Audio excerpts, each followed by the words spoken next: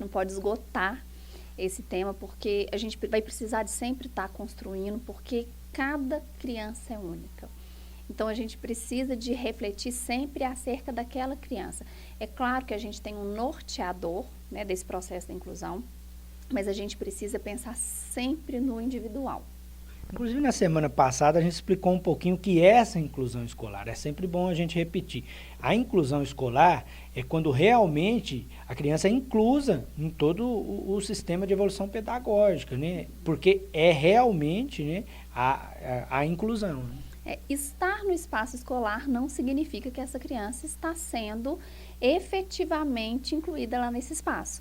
Então, isso também é um ponto importante da nossa reflexão, né? Se essa criança está ali no espaço pedagógico, na sala de aula, mas ela não participa da sala de aula, ela fica o tempo todo rodando pela escola. Isso é uma inclusão de fato? Então, a gente pensar nesse processo, né? Estar no espaço não significa que a inclusão está acontecendo.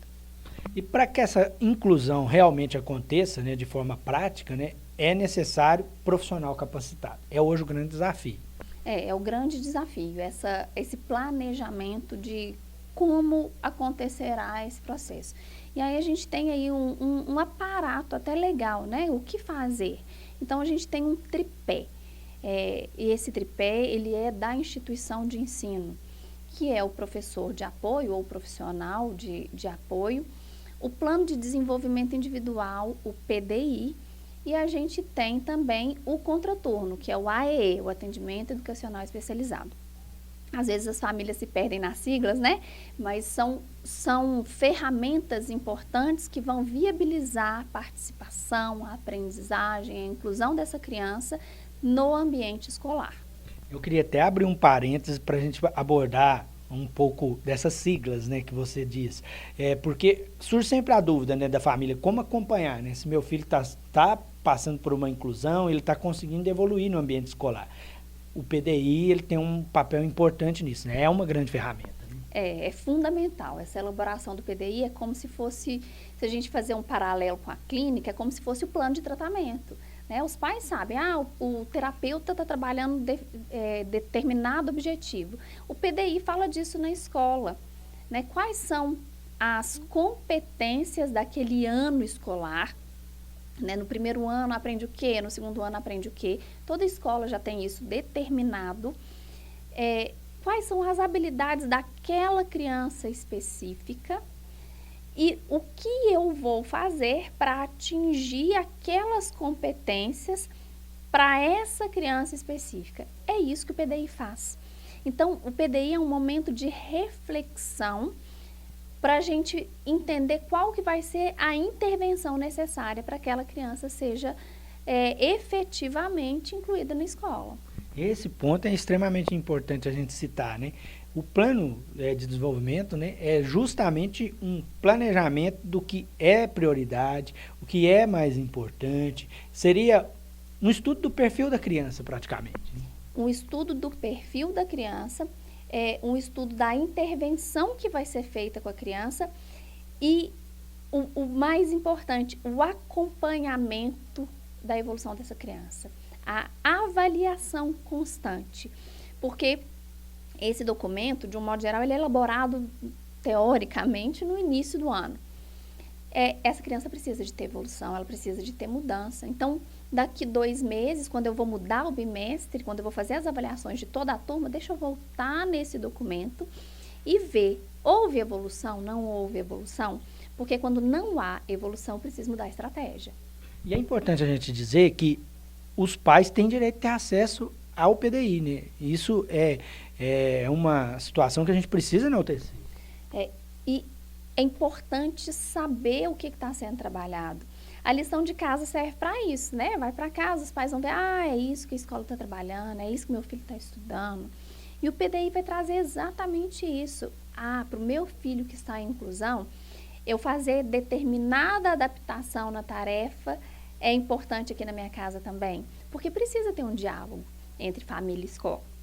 Então, a família saber o que o plano de desenvolvimento individual da criança traz é fundamental, até para ela poder continuar o trabalho em casa. Eu ia te perguntar justamente sobre isso, né? Ele serve como orientação também para as famílias, porque se a escola e a família estão trabalhando junto, né, o mesmo planejamento, óbvio que a evolução da criança vai ser uma evolução muito mais positiva. É importante para a escola, para a família e para os terapeutas. Então, a gente ter esse diálogo constante com a escola e com a família, quem vai ganhar com isso é só a criança, né? Porque a gente vai potencializar o que é feito no ambiente escolar ou no ambiente terapêutico. Então, a gente vai trazer isso para um contexto diferente.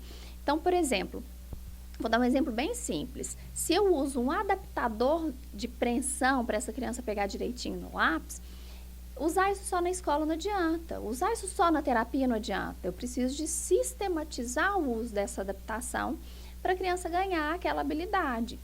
Então, eu sistematizando, eu trazendo as intervenções para todos os ambientes, o que eu vou conseguir é uma evolução mais efetiva. Apesar de toda a importância dele, apesar de toda a funcionalidade, infelizmente tem muitos pais que nem têm conhecimento, que eles podem ter acesso e que eles precisam ter acesso, né? O caminho é sempre esse, né? Primeiro, solicitar à instituição a informação. Exatamente. Os pais sabem, já é bem conhecida a questão do professor de apoio. Isso todo mundo já sabe. Agora, a questão desse documento, né, do PDI, isso ainda, infelizmente, não é de acesso a todos, tanto o acesso ao documento quanto o acesso à informação de que é direito dessa criança ter esse documento elaborado. Então, quando a gente entende isso, a gente consegue realmente trazer esse diálogo, essa interseção entre os ambientes, né?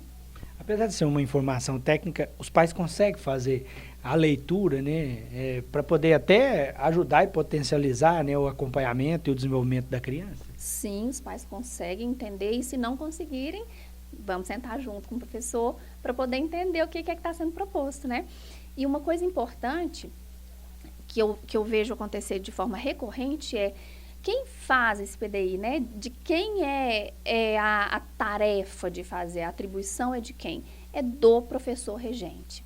Então, eu sou terapeuta de alguma criança, o PDI não é a minha responsabilidade. Eu posso contribuir com as adaptações, eu posso contribuir com as avaliações, mas quem assina por esse documento é o professor regente.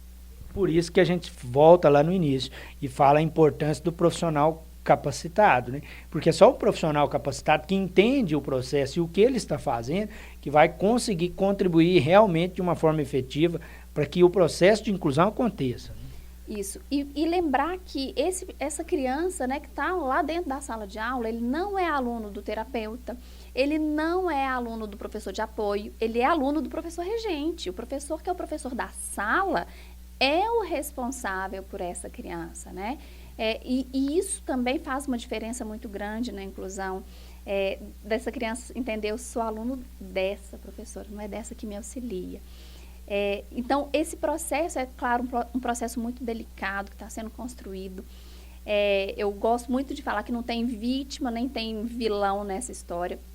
A gente está construindo mesmo e passa muito pelo nosso desejo enquanto profissional.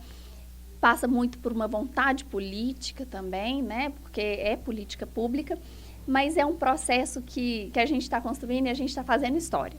Inclusive, né, você, além de informar, além de debater o assunto, vai fazer um trabalho muito interessante de capacitação, né?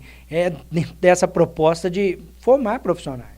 Sim, nós vamos ministrar aí um curso sobre a criança autista na escola. O que eu vou fazer para eu manejar o comportamento dessa criança? O que eu vou fazer para viabilizar o aprendizado dessa criança? O que eu posso fazer no sentido de PDI? Então, esse curso vai ser específico para a criança autista. Ele vai ser ali realizado pelo nosso Instituto Criançar, que faz parte da Oficina do Brincar. E quem quiser participar, né? O que deve fazer, Ana? Pode entrar em contato ali com a gente pelo Instagram, tanto pelo meu Instagram, Ana Fernanda Galvão, quanto o Oficina do Brincar. A gente está à disposição para passar todas as informações. Ele é aberto para todo mundo? Por exemplo, para a família, para o profissional, né? Para quem quiser buscar o conhecimento, tem algum critério? Ele é aberto para todo mundo, mas ele é voltado para as práticas pedagógicas. Mas ele é aberto para todo mundo. E é o momento de buscar a informação e a capacitação, porque a inclusão vem pela capacitação. Né? Isso, não existe possibilidade de fazer uma intervenção tão específica sem uma capacitação profissional efetiva. Na verdade, quando a gente fala de infância, é muito importante a gente saber exatamente que caminho que a gente vai trilhar, né? Porque, afinal de contas, a infância é o chão que a gente pisa a vida inteira.